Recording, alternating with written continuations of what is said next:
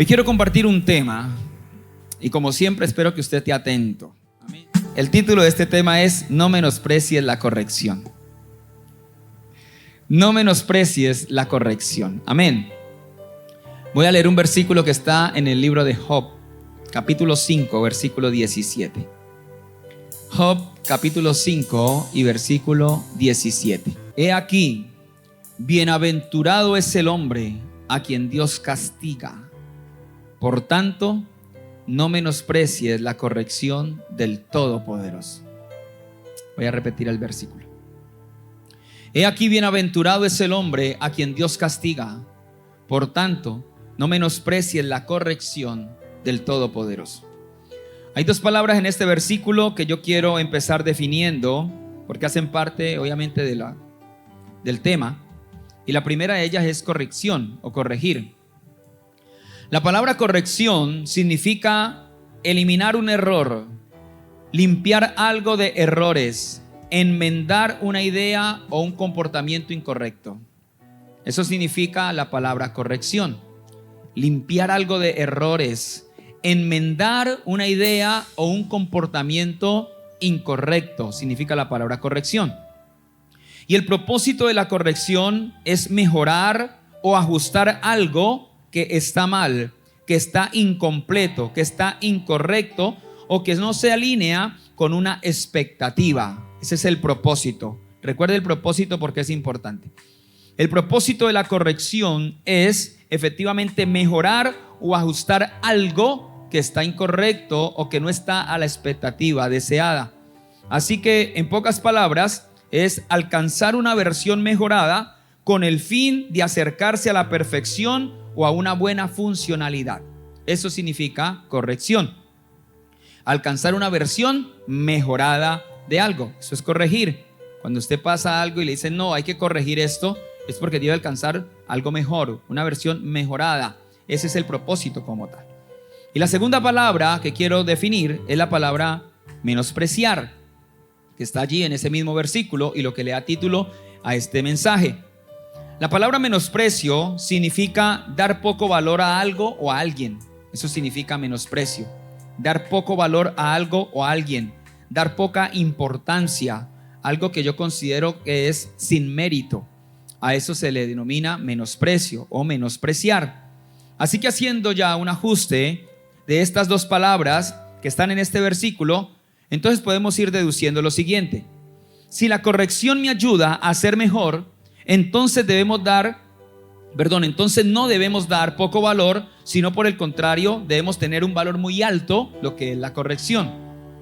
Si analizamos bien este pasaje o estas definiciones y la corrección me ayuda a ser mejor, entonces nosotros no debemos de menospreciar o dar poco valor a la corrección, sino por el contrario, tener en alto estima o en mucho valor lo que es corregir. Y esta sería la primera enseñanza. Quien quiera ser mejor no debe menospreciar la corrección, sino amarla. Voy a repetirlo. Quien quiera ser mejor no debe menospreciar la corrección, sino amar la corrección. Este versículo de Job, capítulo 5 y versículo 17 dice: bienaventurado es el hombre a quien Dios castiga. Y lo está diciendo la palabra de Dios. Aquí yo veo dos cosas. La primera es que Dios castiga. El que está a su lado, Dios castiga. Dios corrige. Dios castiga, Dios corrige, ¿sí? Y lo segundo es que a quien Dios castiga se debe sentir bienaventurado, se debe sentir dichoso, se debe sentir feliz, se debe sentir contento, se debe sentir agradecido. ¿A cuánto les gusta que Dios los castigue? No, ¿a cuánto les gusta que Dios los castigue? ¿No? Y queda como que, uy, cierto. Pero la Biblia dice, bienaventurado al hombre que Dios castiga. Y uno dice, wow, ¿cómo así? ¿Sabe por qué? Porque no hemos tal vez comprendido ese propósito. ¿Y sabe cuál es? El castigo de Dios es provechoso porque tiene un propósito: limpiar los errores y hacerte mejor. ¿Cuánto un aplauso al Rey de Reyes y Señor de Señores? El castigo y la corrección de Dios tiene un propósito y es limpiar los errores y hacerte mejor. ¿Cuántos quieren ser mejores? Ahí sí dicen amén, cierto. Pero para ser mejores hay que corregir lo que está mal. Para poder ser mejores se necesita corregir lo que está mal. La Biblia nos lo dice en Hebreos capítulo 12, versículo 6, lo que acabo de decir. Hebreos capítulo 12 y versículo 6. Dice de la siguiente manera: porque el Señor al que ama disciplina y azota a todo el que recibe por hijo. ¿Cuántos son hijos de Dios? ¿Cuántos creen que Dios los ama? La Biblia dice que el Señor al que ama, a usted y a mí, entonces nos disciplina, y que azota a todo aquel que recibe por hijo. Mire, la corrección es la forma de Dios para hacernos mejores cada día. Eso es la corrección. La disciplina de Dios es el medio que Él utiliza para hacernos mejores en cuanto a propósito y en cuanto a su voluntad. Así que la única manera de ser mejor es corrigiendo lo que está mal. Es la única forma. La forma como yo puedo aprender a ser mejor en cuanto a mi propósito, mi carácter y en cuanto a mi destino, lo que Dios tiene para mí, es aprender a corregir lo que está mal. Y Dios lo sabe. Por eso te corrige, porque Dios quiere que seas mejor. Por eso te corrige, porque Dios quiere que tú seas mejor. Como te ama y quiere llevarte a una expectativa más alta de tu vida, a un mayor propósito, a un mayor nivel, entonces Él empieza a limpiar los errores a través de la corrección y a través de la disciplina. Hasta allí me siguen. Amén. La única forma de poder entonces ser mejor es corrigiendo lo que está mal. Dios lo sabe y porque nos quiere, entonces nos corrige. Ahora, si la corrección es buena, entonces ¿dónde está lo malo? Porque nosotros ahorita dijimos, ¿cuánto le gusta que Dios lo castigue? Y ahí uno como que no le gusta mucho el tema. Pero si la corrección es buena, entonces ¿en dónde está lo malo? Pues déjeme decirle lo siguiente: lo malo no es la corrección, lo malo está en el corazón que no la quiere recibir. Ahí está lo malo. Lo malo realmente no es la corrección. Lo malo es en el corazón que no la quiere recibir. No todos los corazones están preparados o dispuestos, más bien sería la palabra, para recibir la corrección. No todos los corazones están listos para recibir la corrección. No todos. Pero es importante esto: trabajar en tener un corazón enseñable es difícil, pero es necesario. Trabajar en tener un corazón enseñable es difícil, pero es necesario. Mire, esto no es fácil. Yo siempre he dicho y lo voy a repetir una y otra vez: lo más difícil del cristianismo es nosotros trabajar en nosotros mismos, en nuestro carácter, en nuestros pensamientos, en nuestra formación. Eso es un desafío. Eso es un reto completo. Porque la palabra del Señor nos enseña: si alguno está en Cristo, nueva criatura es, ¿cierto? Y eso parte desde un cambio espiritual del espíritu. Pero el alma hay que transformarla día tras día. Por eso hay que llevar la cruz cada día. Cuando la Biblia dice: no os conforméis a este siglo, sino transformaos por medio de la renovación de nuestro entendimiento. Escuche bien, la renovación quiere decir que es una renovación constante. Nosotros todo el tiempo tenemos que ir ajustando nuestra vida al carácter de Cristo, y eso no es fácil. No es fácil ajustar nuestro carácter al carácter de Cristo, poder romper con costumbres, con prácticas, con formación. Hemos sido codificados de una manera que no siempre es buena, y poder transformar eso no es fácil, pero es necesario. Nosotros aquí, como dice, trabajar en tener un corazón enseñable es difícil, pero es necesario. Y eso es lo que Dios quiere. Por eso nosotros debemos de trabajar en ese carácter de Cristo, que es el fruto del Espíritu. El fruto del Espíritu es el que nos ayuda a nosotros a poder cambiar y transformar nuestra vida en ese amor, en ese gozo, en esa paz, en esa paciencia, en esa benignidad, en esa fe, en esa mansedumbre, en esa templanza, ese dominio propio. Poder preparar nuestro corazón para poder recibir esa corrección que viene de parte del cielo. Hasta allí me siguen. Voy resumiendo entonces. Nosotros necesitamos entender que Dios corrige porque nos ama, y que la única forma de poder mejorar es a través de la corrección. La corrección no es mala, pero no todos los corazones están dispuestos a recibirla. Así que debemos de trabajar en tener un corazón enseñable, que es lo mismo decir un corazón humilde, que aunque es difícil, es necesario. Amén. Vamos a leer una historia y vamos a utilizarla como ejemplo para este tema que quiero transmitir. Está en Génesis capítulo 4, por favor. Yo la voy a leer en la Nueva Traducción Viviente. ¿Listo? Nueva Traducción Viviente. Me gustó esta versión, tiene algunas palabras claves que me gustaría intensificar. Dice la palabra de Dios, Génesis capítulo 4, versículo 1. Ahora bien, Adán tuvo relaciones sexuales con su esposa Eva y ella quedó embarazada. Esta versión es práctica, ¿no? Cuando dio a luz a Caín, dijo: con la ayuda del Señor he tenido un varón. Tiempo después dio a luz al hermano de Caín y le puso por nombre Abel. Cuando crecieron, Abel se hizo pastor de ovejas, mientras que Caín se dedicó a cultivar la tierra. Al llegar el tiempo de la cosecha, Caín presentó algunos de sus cultivos como ofrenda para el Señor. Abel también presentó una ofrenda, lo mejor de las primeras crías de los corderos de su rebaño. El Señor aceptó a Abel y a su ofrenda, pero no aceptó a Caín ni a su ofrenda. Esto hizo que Caín se enojara mucho. Diga conmigo, se enojó mucho. Esto hizo que Caín se enojara mucho y se veía decaído. ¿Por qué estás enojado? ¿Sí estoy bien? Sí. ¿Por qué estás enojado?, preguntó el Señor a Caín. ¿Por qué te ves tan decaído? Serás aceptado si haces lo correcto, pero si te niegas a hacer lo correcto, entonces ten cuidado. El pecado está a la puerta, al acecho y ansioso por controlarte, pero tú debes dominarlo y ser tu amo, y ser su amo. Analicemos entonces esta historia. La historia ya la conocemos, Caín y Abel, ¿cierto? Dos hermanos, dos personas que uno trabaja la tierra en cuanto a cultivo, el otro cría el ganado, los corderos, las ovejas.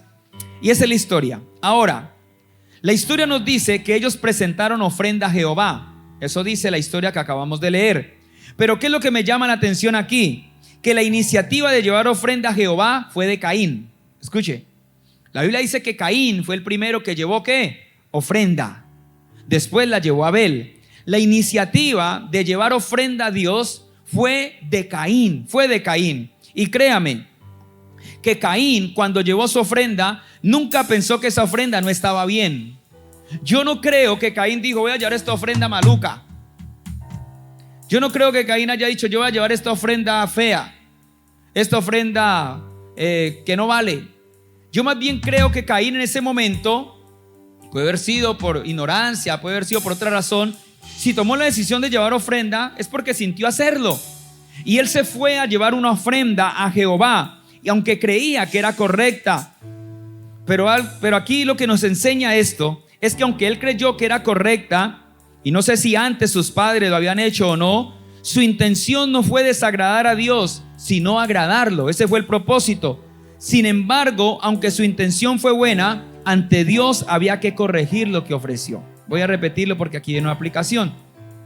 Aunque su intención fue buena, ante Dios había que corregir eso que le había ofrecido. Y la aplicación es la siguiente: no toda buena intención termina siendo una buena decisión. No toda buena intención termina siendo una buena decisión. Lo malo no es equivocarse, sino estar dispuesto a corregir. Eso es lo malo. Hay veces tenemos intenciones buenas, ¿cierto? Pero no siempre las intenciones terminan siendo buenas decisiones. Yo no sé a cuánto les ha pasado, pero hay veces uno por querer hacer bonito hace feo. ¿Sí o no? ¿Le ha pasado o no? La intención de pronto no es mala, la intención es buena, pero cuando uno mira de pronto el resultado, observado desde otra óptica, se da cuenta que tal vez no se cumplió el propósito y que lo que se hizo tal vez no fue la mejor manera. Así que no toda buena intención termina siendo una buena decisión, porque lo malo no es equivocarse, sino estar dispuesto a corregir. Eso es importante. Nos podemos equivocar, todos nosotros nos podemos equivocar, y efectivamente todos nosotros nos equivocamos, cometemos errores, muchas veces creyendo que lo estamos haciendo bien. Lo importante es aprender a entender que si nosotros nos equivocamos, debemos estar dispuestos a corregir el error. Amén. Caín se enojó mucho porque Dios no miró con agrado la ofrenda. Por eso se enojó mucho.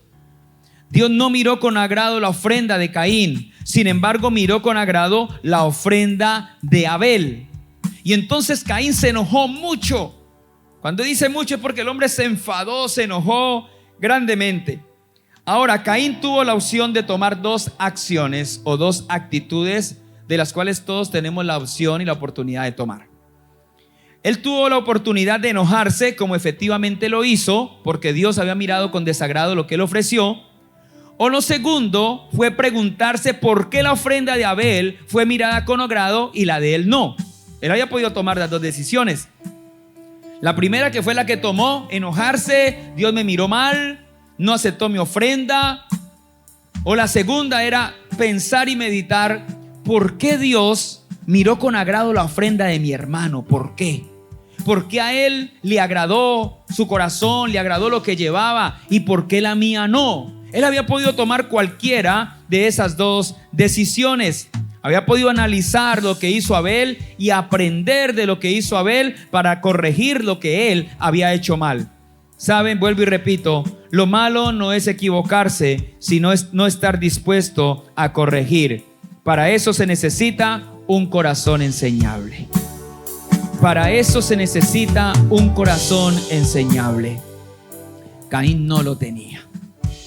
Caín no tenía un corazón enseñable. Caín, yo creo que miró a Abel y dijo, pero es que si este es mi hermano menor. O sea, ¿cómo me van a ir a enseñar a mí si el mayor soy yo? Y no tenía un corazón enseñable, porque donde él tenga una actitud diferente puede aprender de Abel y decirle a Abel, mira, ¿qué fue lo que hiciste tú para que Dios lo aceptara? Para yo corregir y hacerlo de esa manera. Pero para eso se necesita un corazón enseñable. Para eso se necesita humildad. Para uno poder aceptar y corregir los errores. Amén. Así que Dios le habló a Caín. Caín se enojó muchísimo y Dios le habló. Versículo 6. Versículo 6. Y le dice, ¿por qué estás tan enojado? Preguntó el Señor a Caín. ¿Por qué te ves tan decaído? Serás aceptado si haces lo correcto. Pero si te niegas a hacer lo correcto, entonces ten cuidado, Caín. El pecado está a la puerta, al acecho y ansioso por controlarte, pero tú debes dominarlo y ser su amo. ¿Sabe? Yo aquí no veo, cuando Dios le habla a Caín, yo no veo a un Dios recriminándolo, ni juzgándolo, ni le cayó todo a la furia de Dios encima. Yo cuando veo este pasaje, lo que yo puedo sentir es que Dios viene donde Caín para corregirlo, para decirle, mira Caín, hay algo que está mal y yo vengo a decirte qué es lo que está mal para que tú lo puedas corregir. Yo veo eso a un Dios de amor queriendo corregir a su hijo. Eso es lo que yo puedo identificar en el que Dios haya venido a Caín y le dice, ¿por qué estás tan enojado? ¿Sí? Como cuando usted se acerca donde su hijo después de que de pronto usted lo regañó o cualquier cosa y usted dice, venga, pero ¿por qué estás tan enojado? ¿Ah? Si tú estás haciendo las cosas, si haces las cosas bien, pues vas a ser enaltecido, te va a ir bien. Pero si estás haciendo las cosas mal, pues también debes entender eso. Pero Dios fue a tratar de corregir y de enseñarle a Caín. Para eso apareció Dios en la vida de Caín y le habló. Pero Caín no tuvo el corazón humilde para dejarse enseñar. Caín no tuvo el corazón correcto para dejarse enseñar. El Señor mismo le habla, el mismo Dios. Un privilegio grande. El mismo Dios, Dios mismo intervino. Va donde Caín, lo busca y le dice, Caín, ven, quiero decirte algo. ¿Por qué te enojas? ¿Por qué estás triste? ¿Por qué tu semblante ha decaído? Si tú haces bien, lo que le está diciendo en ese momento es, si tú corriges, entonces yo te voy a enaltecer. Mira, el propósito de Dios para cuando te corrige siempre será llevarte a algo mejor. Siempre. Siempre será llevarte a algo mejor. Eso es lo que le está diciendo. Si tú haces lo bueno, entonces serás enaltecido. Si tú haces lo bueno, pues vas a mejorar y vas a también tener una recompensa. Eso es lo que está tratando de decir. Y fue el mismo Dios. Siempre se puede recibir la corrección o rechazarla. Siempre se tienen las dos opciones. Siempre se tiene la opción de corregir y siempre se tiene la opción de rechazarla. Pero lo único que me ayuda a ser mejor es aprender a corregir lo que está mal. Usted tiene las dos opciones. Siempre las va a tener. Cuando Dios te corrija, cuando Dios nos diga que algo está mal, siempre vamos a tener esas dos opciones. Usted puede corregirlo o usted puede rechazarlo. Puede tener el corazón de Caín o no. Esa es la decisión de nosotros. Pero déjeme decirle que lo único que me ayuda a ser mejor es aprender a corregir lo que está mal. Quien corrige, crece. Diga al que está a su lado, quien corrige, crece. Quien corrige, crece. Quien corrige va a crecer, va a ser mejor. Por eso el Señor allí le dice: ten mucho cuidado, Caín, porque el pecado está ansioso por controlarte. Pero le dice: tú tienes la capacidad de controlarlo a él. Viene y le dice: ten mucho cuidado. Para mí eso es una advertencia. Cuando le dice ten mucho cuidado, eso es una advertencia. Es una advertencia de parte de Dios que le dice: ten mucho cuidado, porque el pecado está a punto de controlarte. Pero sin embargo tú puedes hacerlo mejor, Caín. Yo veo un Dios dándole ánimo a Caín para que Caín esté bien. ¿Sabe? Negarse a la corrección abre la puerta al pecado. Negarse a la corrección abre la puerta al pecado. Según este texto, el Señor Dios le habla a Caín. Le dice: Caín, ten mucho cuidado, porque si tú no corriges tu actitud, estás abriendo una puerta al pecado, y el pecado está ansioso por querer controlarte. Caín podía corregir, Caín podía controlar esas emociones y esos sentimientos de enojo. El Señor se lo dice: tú puedes controlarte. Diga al que está a su lado: tú puedes controlarte. Dígaselo con amor. Ay, Jesucristo. Dígale: tú puedes controlarte. Si el Señor le dijo a Caín que se podía controlar, es porque se podía controlar. Amén. Le dijo: tú puedes controlarte. Y sabes, esta es la aplicación. No dejes que las emociones te controlen. Mejor controla las emociones. No dejes que las emociones te controlen. Mejor controla tú las emociones. Eso es todo un desafío, pero tú puedes controlarte. Eso se llama dominio propio. ¿Es un fruto que lo da quién? El Espíritu Santo. Se llama dominio propio. A Caín le faltaba, pero nosotros vamos a trabajar en eso. Amén. Cuánto un aplauso al Rey de Reyes y Señor de Señores. Nosotros vamos a trabajar en eso. Tú puedes controlarte, le dijo. Tú lo puedes controlar, tú puedes ser el amo. Tú puedes someter esas emociones, esos sentimientos. Ten cuidado, le dijo. Así que no dejes que las emociones te controlen. Mejor controla tus emociones. Dios le da el consejo y se fue. La decisión de tomarlo o de rechazarlo ya no era de Dios, ahora era de Caín. Ya era de Caín. Dios lo único que hace es aconsejarte y corregir en ti lo que está mal. Pero tu corazón es el que determina si aceptas esa corrección o rechazas la corrección de Dios. ¿Qué hizo Caín? Caín menospreció la corrección de Dios. Caín le dio poco valor, aun cuando era para su provecho, aun cuando era para su bien. Pero Caín la rechazó, y lo que hizo fue planear el asesinato de su hermano Abel. Eso fue lo que hizo. Ignoró lo que Dios le dijo. Se dejó llenar de sus emociones, de su carácter, y dijo: no, estoy enojado y no acepto y no recibo esta corrección. No me gusta esto. Pero eso no nos pasa a nosotros. Amén. No me gusta eso, y rechazó la corrección, y más bien planificó cómo vengarse de Abel. Ahora, ¿por qué Caín se levanta contra Abel? ¿Abel tenía la culpa? ¿Sí o no? No, Abel no tenía la culpa. Abel solo hizo lo que debía hacer ante Dios. Él simplemente llevó una ofrenda. Nunca pensó ni en Caín ni en nada. Él simplemente recogió lo mejor de sus ovejas y lo llevó al Señor. Abel no tenía la culpa. Ahora, quien miró con desagrado la ofrenda de Caín no fue Abel, fue Dios. Ni siquiera fue que Abel miró y dijo: uy, esa ofrenda mala. No, Abel ni siquiera estaba por ahí, yo creo. Fue Dios el que miró con desagrado la ofrenda de Caín, no fue Abel. Abel no tenía la culpa de eso. Pero escúcheme, cuando no se tiene el corazón enseñable, la culpa siempre es de otro. Diga aleluya. Cuando no se tiene el corazón enseñable, la culpa siempre es de otro. Yo no sé si te la ha pasado, pero sabe, normalmente cuando el corazón uno lo cierra y no quiere ser corregido, siempre busca un culpable. ¿Qué dijo él? No, esa culpa es de Abel. Si Abel no fuera llevado esa buena ofrenda, seguro que mi ofrenda hubiera sido buena. Y empezó a echarle la culpa a Abel. En vez de aprender de Abel, lo culpó. Y yo quiero repetir eso. Cuando no se tiene el corazón enseñable, la culpa siempre es de otro. Yo digo que uno siempre tiene que hacer una mirada hacia adentro más que hacia afuera.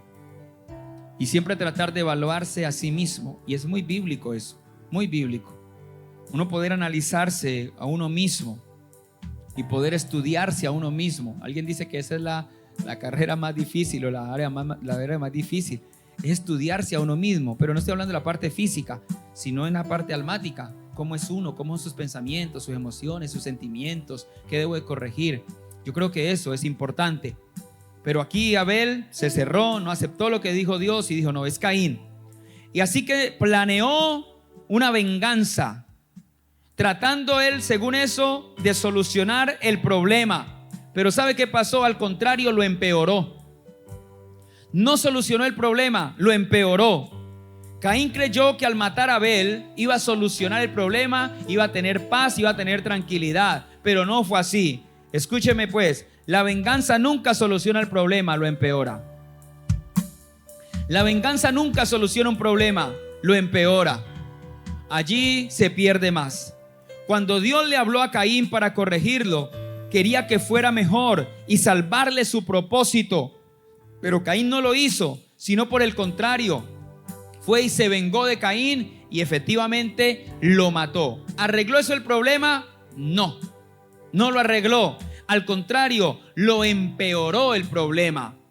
El Señor viene allí donde Caín y le da una sentencia peor, o es más, una sentencia que no le había dado antes. Viene un castigo y viene una maldición sobre él. Pero Dios quiso salvarle el propósito a tiempo. Recíbalo en el nombre de Jesús. La corrección a tiempo te puede salvar la vida. La corrección a tiempo puede salvar tu propósito. La corrección a tiempo puede salvar tu destino. Por eso hay tiempo en el que nosotros necesitamos ser corregidos, porque la corrección es la que puede salvar tu vida, es la que puede salvar tu propósito, es la que puede salvar tu destino. Yo creo firmemente que Caín, al igual que Abel, tenían un plan en la tierra, porque Dios siempre tiene un plan con nosotros y tiene un propósito con nosotros. Y lo que el Señor vino a decirle a Caín es: Caín, mire, corrige, no te enojes así, no, ojo con lo que vas a hacer.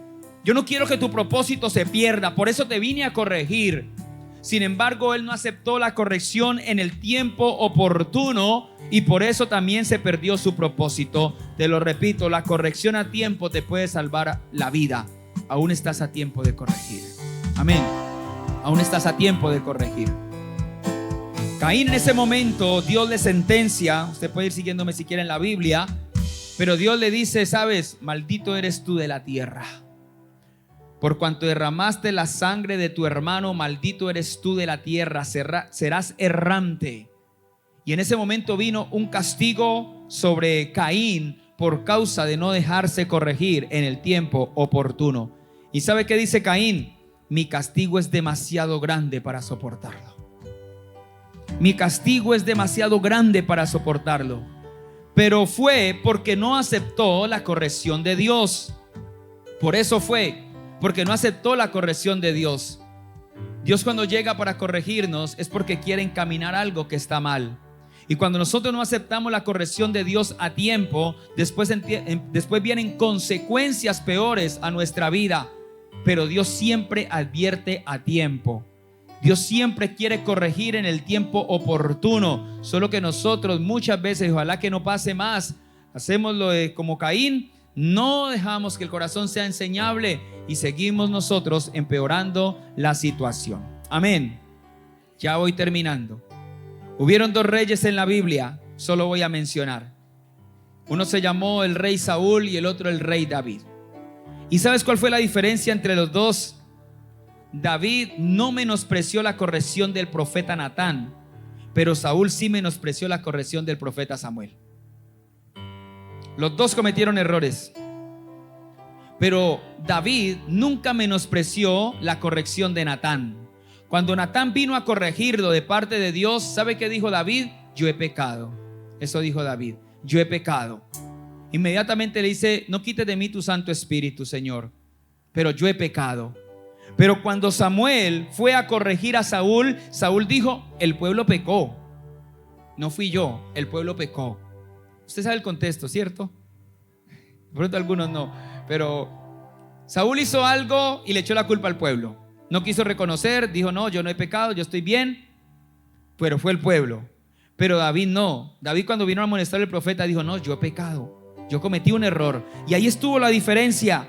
Saúl fue desechado de su reino y David fue firme en su reinado. ¿En dónde estuvo la diferencia? Sencillo: el uno se dejó corregir y el otro no. El uno tuvo un corazón enseñable y el otro no. Así que como Dios corrigió a David, David siguió mejorando y siendo el gran rey. Pero como Saúl no se dejó corregir, perdió su propósito. Así que yo quiero terminar como empecé. La única manera de ser mejor es corrigiendo lo que esté mal. No menosprecies la corrección. ¿Cuánto? Un aplauso al Rey de Reyes y Señor de Señores.